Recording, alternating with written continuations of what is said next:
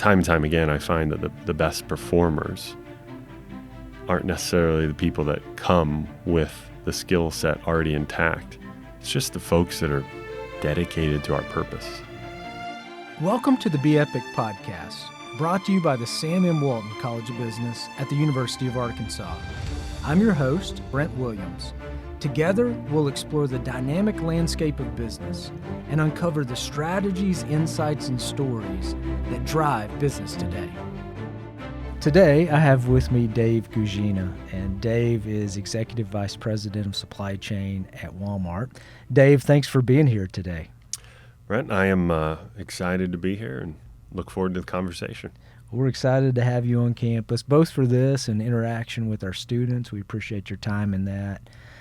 Maybe before we dive in, because I want us to talk about the supply chain transformation that you are leading along with others at Walmart. But maybe before that, for this audience, tell us a little bit about your background and then also the scope of responsibilities that you have at Walmart.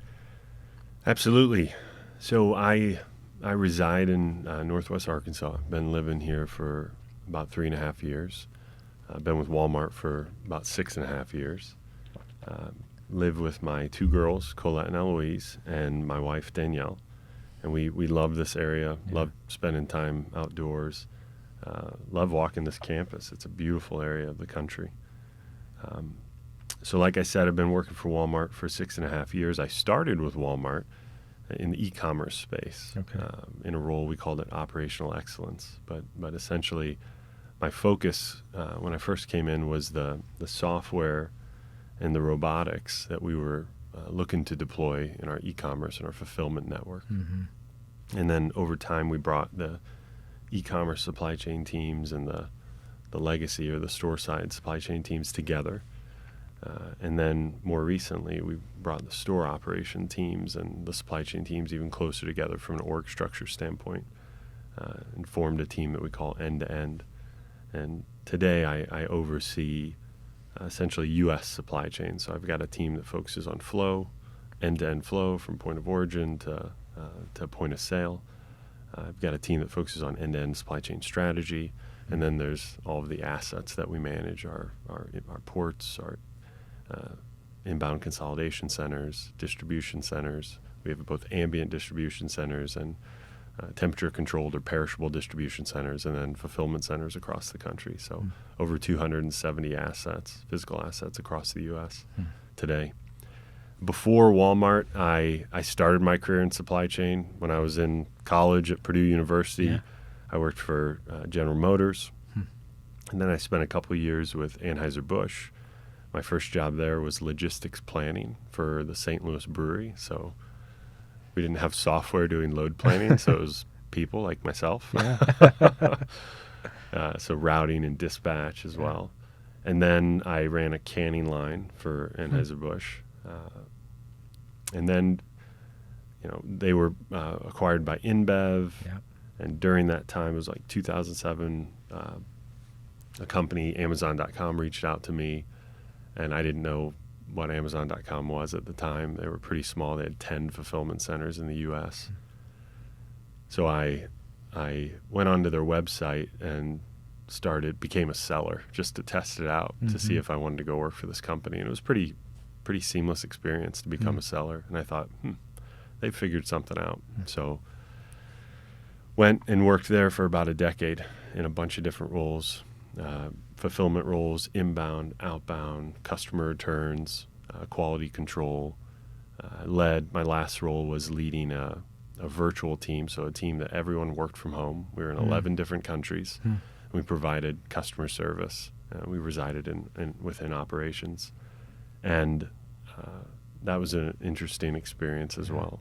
So then I had a mentor who had left Amazon and took a short stint as the CEO of Restoration Hardware, and then went to Walmart and recruited me for about something like 6 to 8 months and talked me into jumping over. And at Walmart, I've found that Walmart's purpose and reason for being align really well with how I live my life and the values that myself and my family have, and this is home for me. Yeah, wow. Home for me as well. I love it here, and I thought I would ask you this question. You've had lots of different experiences in your background, and in some ways, like Walmart pulls all of that together, right? With the physical footprint, the e-commerce explosion, in the business that's happened, and everything else in between. It does. We've been using the term saying we're a people-led, tech-empowered, omnichannel retailer that exists to serve, right? And save people money so that they can live a better life. And that couldn't be more true. I'm not sure the term omnichannel will stand the test of time, but I do know that the people-led, tech-empowered will. That's how we think about it. And we start with the people on our teams, the associates working in our stores, the communities that we serve, and we all are working together so that we can bring the best experience possible for the customers that we serve, the hundreds of millions of folks across this country and the globe. I think that's the thing that's hard to get my head around sometimes with Walmart is just how many people across the globe that you're touching on a daily or hourly basis. Well, I know that just in getting to know you, the last couple of years, and then, observing Walmart, you all have been going through quite the transformation in supply chain.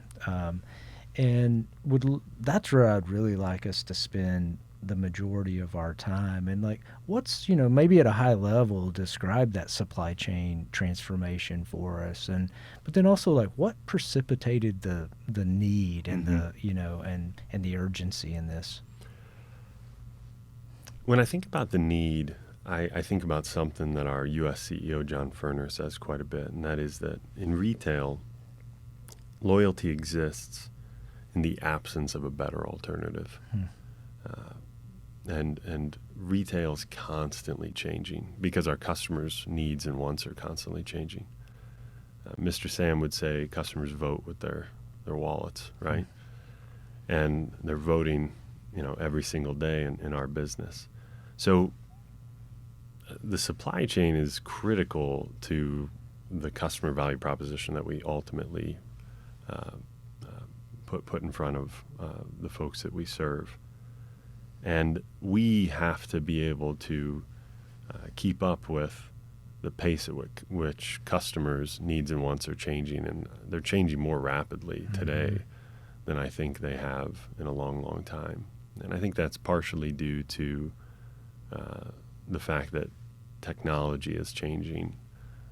It's not on a linear trajectory. It's on an exponential trajectory. So I'd say, I say all that to say in the simplest terms, we looked at our supply chain and wanted to change because we want to serve. We exist to serve the customers. And, outside of our values and our principles, change is the one thing that's constant at Walmart. So if I think about the transformation itself, I guess I'd start with, talking about the evolution of our supply chain. So Mr. Sam realized early on in Walmart's storied past that owning the supply chain, controlling the supply chain was a competitive advantage from the standpoint of providing everyday low costs, which allow you to provide everyday low prices. So he stood up the ambient distribution network. That was where we started. And I've been in some of the facilities that were the first distribution centers that we kicked off over 40 years ago, and they're running today. And then, customers really enjoyed those everyday low prices, and they also they liked shopping for general merchandise with Walmart. And they also wanted that experience with consumables, with fresh goods, food. So then we stood up a perishable supply chain. And then customers, again, changed and wanted to have goods delivered to their doorstep. And we stood up a fulfillment network. And then more recently, customers, again, are changing. They want this omnified experience of not only being able to shop off a shelf, but being able to pick up goods from their local neighborhood market and also have goods delivered to their doorstep or even inside their refrigerators or their pantry. Mm-hmm. So we're changing yet again. Mm-hmm. But this time we're not standing up another network. Mm-hmm. We're integrating the networks in a more connected and flexible way. Mm-hmm. And we're doing that with modern software capabilities as well as robotics or hardware capabilities. And we're rolling those capabilities across the entirety of our supply chain. Software can move at a much faster pace because it doesn't require you to pour concrete, for example. Mm-hmm. So we're moving rapidly with, improved transportation management systems, yard management systems, warehouse control systems, warehouse management systems, modernizing those, connecting those. But then we're also bringing in modernized robotics. I think, if you look at our major investments, one common thread is automated storage and retrieval systems, which allow us to densify storage in a particular centroid or a node where an asset is, so that we can improve our cube utilization for those nodes. But then it also removes a lot of the manual redundant work and helps us become more accurate, as well as increases our throughput capacity and our productivity, quite frankly. Yeah, so which really ultimately as the customer, that ultimately serves what I want, right? Which is really what I want is the item that I want or the items that I want, when and how I want it. The focus on automation and robotics has probably been some of the most well documented, of the work that you've done. What's the change management process been like inside Walmart for adopting not only, I guess, the technology, but also the integration of legacy lines of the supply chain? That can't be easy work. It's not easy work at all, right? But I would say it's incredibly valuable, right? The fact is that we have these nodes that exist across the U.S. that are the right locations, right? And being able to reshape those nodes with the most modern software and hardware without having to put a new dot on the map is incredibly valuable. So it is important for us to manage through the change and be able to come up with solutions that truly change our processes at their root, at their core, and create something totally new and different from a process standpoint that gives you capabilities that we just flat out couldn't even imagine with the more manual processes that we've historically utilized. So it is very valuable. What I would say is how we think about it when we're implementing new technology into the supply chain from a change management standpoint. We start with proof of technology. We cast a really broad net at Walmart, both internally and externally, to try to find the best ideas, capabilities, tools to solve problems that help us serve customers better. So we cast that broad net. We call it POT, proof of technology. And often that work is done in one of our labs or at one of our partners' labs or one of their centers. And once we've found that a technology is something that we think can really help us move forward towards delivering outcomes that matter to customers quickly, then we move to proof of concept. And that just basically brings that capability in-house at a really small scale. And if that proof of concept is successful, so we'll define KPIs, key performance indicators that let us know, hey, this is bearing fruit, then we'll move from a proof of concept to a pilot. And pilot is just broader scale. And we use math to tell us, hey, what is the scale that we need to prove this capability out at so that we are confident that it can be rolled out across the network. And then we move to the rollout phase. And depending on the capability and how disruptive it is, we have teams that handle rolling these these initiatives out. Some are relatively simple and easy, like a software update, and it's more of you inform the site through one of our communication mechanisms. Others, like we've shared our ambient automation program, where we're partnered with a company called Symbotic. That's pretty disruptive. So we have teams that focus on training, focus on prepping the site, focus on, ensuring that our associates have the right skills and tools so that when that change occurs on site, we can, that lead time to proficiency is shrunk. And the great news is we're getting better and better at handling this kind of change. And I see it in the data with how quickly we go from launch to fully proficient. Interesting. But it is, we're learning new things on a daily, weekly basis on how to do it better. Yeah. We've talked about the customer as a key stakeholder, of course, in the supply chain transformation. Associates are another really key stakeholder in this transformation. And I might ask you about, one,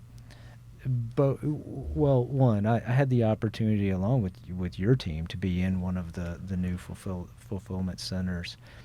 And I got the opportunity to talk with a woman that, like, she was elated. I felt like in her role, in the way that it has changed interacting with the technology. But like inside the fulfillment centers, that part of the network, how are you equipping associates, and what's their reaction to these change? So let me back up, and then I'll answer that question more directly. How I think about this is, I think you and I have talked about this before briefly, but I'm excited about the capabilities. I'm excited about what it means for our customers, but I would say I'm most excited, or my cup gets filled up the most when I spend time with our associates and the impact that this reshaping of our supply chain is going to have and is having on them. What we're doing is we're bringing together robotics, software, and people. Said differently, we're bringing together machines and humans. And machines are really good at ingesting large quantities of data and processing them at high speeds. They're also good at executing repetitive tasks with a subset of rules at high speed with high levels of accuracy and quality. Humans are really great at problem solving. Humans are great at utilizing their creativity, utilizing empathy for one another and upstream and downstream participants in the supply chain and or ultimately the customer. And our programs, in my opinion, are really focused on allowing machines to do what they do best and allowing humans to do what they do best. And how does that ultimately show up, and how are our associates responding? I think of a conversation I had with a gentleman named David, shares my name, at our Brooksville, Florida site, which is, we're putting in the ambient automation. And we were having this conversation, and he almost got emotional just saying, when I asked him, how's it changed your life? He's like, I'm building a pole barn. At first I was like, well, that's how it's changed your life? And he went on to explain how, when he was driving 8 to 10 miles a day, lifting hundreds of items, cases every hour, he went home and just didn't have the energy to do during the week things that, that he wanted to do with his friends, with his family. In this case, he wanted to build a pole barn. He walked me through how he had recently completed his pole barn and how the automation allowed him to do that. So what I have found is we go through our change management process, POT, proof of technology, proof of concept, pilot, and those associates that experience that change originally, they are our champions. And if you can get them to interact with the rest of the population, it's this self-perpetuating model. That we don't need to sell this. Mm-hmm. We don't need to convince people that it's the right thing. They do it themselves, and we see it in the data. Our jobs, right? We today provide good jobs that lead to great careers, and I think we're doing that at another level, right? The ceiling is becoming the floor, and this reshaping of our network and the capabilities is helping us do exactly that. So our associates are excited about the change.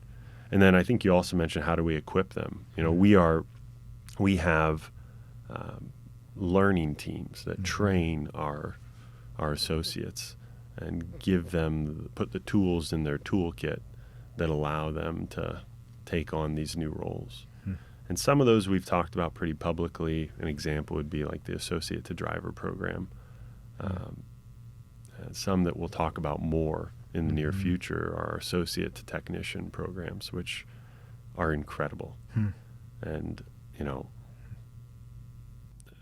time and time again, I find that the best performers aren't necessarily the people that come with the skill set already intact. It's just the folks that are dedicated to our purpose and have been with us for a long, long time. And it's just us investing in them and giving them the new set of capabilities they require to do the jobs of the future. So, well, and it's that point that I was just thinking about as I was listening to you, thinking like those associates that are committed to the purpose have been with you, and then the investment in them that is in some ways future proofs them in their career is quite a meaningful thing. You mentioned David building a pole barn. I was actually last night, I was with my family on the front porch, and it was a beautiful night in Northwest Arkansas. My girls were playing good time of the year right volleyball, and a car pulls up to our house, and I didn't know who it was. And long story short, a gentleman starts unloading groceries and other items from Walmart, and my wife and I were both sitting there, and after he left, I told her, like, well, I will thank Dave for the fact that you can sit here beside and enjoy this night instead of shopping. It's not me. There are so team. so many folks involved in that space, even beyond the supply chain team. It's just unbelievable to see how the end-to-end operations, the stores, the supply chain, our delivery partners, the Spark drivers, are all coming together to create these pretty incredible experiences. So fundamentally, right, you had heard a story of how you've impacted one of your associates' life. Here's at least a firsthand customer story. That's quite purposeful. So how is that purpose helping you attract the talent? I guess it's that purpose that's helping you attract the talent from, folks in fulfillment centers, but also, the engineers and the expertise that you're bringing across the team. It just seems like as I interact with more and more of your teams, I'm blown away with their capabilities. Yeah, great question. I would say I often answer things in a roundabout way, so I'll get there. But where I'm going to start is, I think for a long time in supply chain and just industry in general, even manufacturing, I think it started probably in the industrial age. We had this model of there's leaders and there's followers, and there's top-down directive. I think we're exiting that age, and in most cases, at least with Walmart, we've already moved far beyond that. And we're moving into a world where there are leaders of leaders, where we are focused on empowering individuals. And I think we do that through communicating to the leaders within our organization and even folks that are interested in potentially joining us, the purpose of why we exist, right? And companies that have strong purpose, I think, have an incredible competitive advantage in today's day and age with this model. People don't just go to do a job, get directive from the top down, and connect two widgets together. they want to understand why they're doing something. Mm-hmm. And at Walmart, we're very, very clear on we exist as a company to serve. Our purpose is to save people money so that they can live a better life. And that's not just in the U.S., that's across the globe. Mm-hmm. We're dedicated to the communities in which we reside. We want to make those communities better places. So I couldn't ask for a better tool to help us bring talent into the organization. Mm-hmm. Whether it's bringing it up through the organization from someone who started loading trucks for us, Mm-hmm. or whether it's attracting undergraduates, graduate students, subject matter experts in different fields. So all that we do kind of starts there. Mm-hmm. And then how we conduct work to deliver on that purpose, like I mentioned earlier, is constantly changing. Mm-hmm. So we're introducing new capabilities that require us to get expertise in areas that are new and different for the company. Mm-hmm. But again, that strong purpose allows us to do that more Mm-hmm. seamlessly. You know, Dave, another stakeholder in the transformation, I assume, is your partners. You mentioned there's been, that you guys have been public about your partnership with Symbiotics as an example. Mm-hmm. Has this transformation required you, Walmart, to work differently with those partners in some ways? What I would say is and different companies take different approaches. A lot of companies will just do the vast majority of their development in-house. Mm-hmm. And don't get me wrong, we're builders. Mm-hmm. And I mean, if you look at our tech organization, our software engineering organization, it's incredible what they're building. We're building capabilities in-house that are helping us do things in new and different ways that are pretty unbelievable. But at the same time, we don't sit back and think that we have all the answers or all the best ideas. So I mentioned earlier that we cast a broad net. Yeah. And we partner, like here locally, we partner with Plug and Play. Mm-hmm. I think you and I have been at events we together. Have, yeah. At Plug and Play. And they're bringing in companies in different early stages of development, and introducing them to folks like ourselves and others within the area.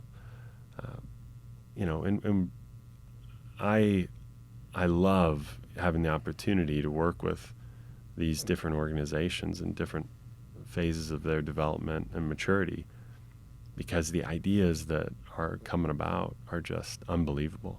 So, like I said, we're not so proud to think that we're the only ones with all the great ideas. We do have incredible amounts of valuable data that can help us develop solutions with others that deliver great results for retail and great results for Walmart customers. Mm-hmm. And then specifically on, have we had to partner with folks in different ways? I guess what I would say is the scale of the change with some of our key partners is so significant that absolutely we've had to be, there's been a level of depth in the partnership that is different than what I've seen in the past. It's one thing to deploy a capability, whether it's a combination of software and hardware or one or the other, in a handful of sites, and then across the entire network. Yeah. And the closer that partnership is, whether it's managing a ramp or the procurement of raw materials, the closer that partnership is, the more efficient you're going to be in the delivery of the ultimate solution. Yeah. So yeah, we've really had to lean into those relationships, and it's helped us. It's helped us move much quicker. Yeah, I can only imagine the partnership piece of that is critical, just because of the scale. No one else has the scale, and that is going to be required to deploy technology and hardware. Well, I might finish up with a couple of questions. Just as you're looking out there, maybe zooming out a little bit, just as you're continuing to lead, of course, the supply chain organization at Walmart and the continued transformation, just what excites you, about the future in supply chain, and you'll be with a group of our students in just a few minutes. What advice do you have, for Walton College students, as an example, that are thinking about careers not only in supply chain but more broadly, and many of them will be graduating in just a few weeks? I think what excites me, we're fortunate to be, alive in this period of time, specifically because of the advancements in technology. And I mentioned this briefly earlier, but technology does not follow in an intuitive, linear view. It's exponential. Mm-hmm. So the progress in the 21st century isn't going to be 100 years of progress if you use the rate of change that of the last 100 years. It's going to be the equivalent of 20,000 years, or whatever that whatever that would equate to.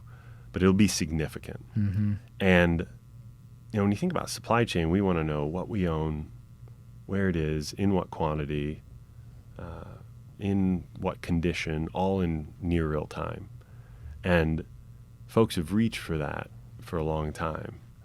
And it's just unbelievable to see the capabilities that we have today that we're able to deploy that are allowing us to achieve that vision. Mm-hmm.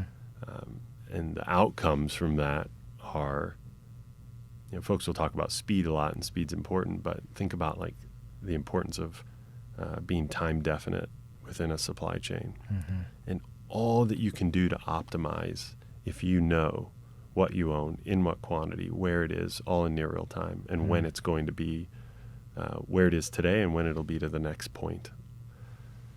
All the waste you can extract. It's an exciting time. And then when I think about advice that I would give to new graduates, so a couple things come to mind. First, we were talking, you all have a supply chain course for freshmen and sophomores, I believe. Yeah, that's right. It's not incredibly common to do that early in someone's career. I think that's incredible. I think what I found when I was in school, and what I think students will find, is that they'll find that they're good at certain things. Mm-hmm. Let's say you're taking a course in supply chain and you're doing last mile delivery, catchment, and batching design with some kind of, you're building a model based on a subset of data that was given to you from your professor. You may find that you enjoy that. You may find that you're good at it. Mm-hmm. I would say as you exit school and move into the workforce, find something you're good at and become exceptional at it. Mm-hmm. So many folks think, I need experience in bunch of different areas. That'll come. Mm-hmm. But first, whatever you start doing, if it's in supply chain, just find something you were good at and become incredible at it and become a subject matter expert. And then others will come to you to learn. And guess what happens when they do that? They're going to teach you something. Mm-hmm. And they're going to want to pull you into new and different experiences within your career. Mm-hmm. So that'd be one piece of advice. And then my second would be, I think in today's day and age, the ability to be present and listen to someone else is so valuable. And if you give someone your full attention, it is an expression of respect, empathy, care, and those individuals will thank you for that and will treat you differently because you treated them that way. And that'll help you build your network and build relationships, and in that leader of leaders model, it'll help you get leaders to follow you and help you move towards whatever outcomes you're trying to drive or whatever goals you're trying to achieve. And then the last advice is you probably want to come work at Walmart in supply chain if you're graduating. So give us a call. All right. I love it. Seriously, what great advice. Work hard, become excellent at something, and be a little patient. That's what I talk to our graduates about. Be a little patient, because you're exactly right. Excellence. People want to be around people that operate and work with excellence, and they want them on their team. So those opportunities will come. But also want to, the advice of be present and listen, in a world that's pretty noisy, right? And it seems like it's increasingly noisy, is quite simple but quite powerful. So, Dave, thank you for being here today. Thanks for spending some time with me and talking about the supply chain transformation. And thanks for spending time and investing in our students. Some of the students that you're spending time with today will hopefully be leaders of Walmart supply chain in the future. So. Thank you, Brent. Appreciate your time. Thank you. On behalf of the Walton College, thank you for joining us for this captivating conversation. To stay connected and never miss an episode, simply search for Be Epic on your preferred podcast service.